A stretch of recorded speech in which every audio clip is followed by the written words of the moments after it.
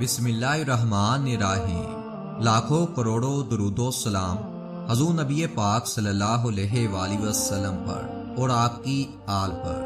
حضور صلی اللہ علیہ وآلہ وسلم کے 5 سنہری فرمان ہیں، جو ان کو یاد کر لے گا وہ زندگی میں کبھی بھی ناکام نہیں ہو سکتا اور آخرت میں جنت کو حاصل کر لے گا۔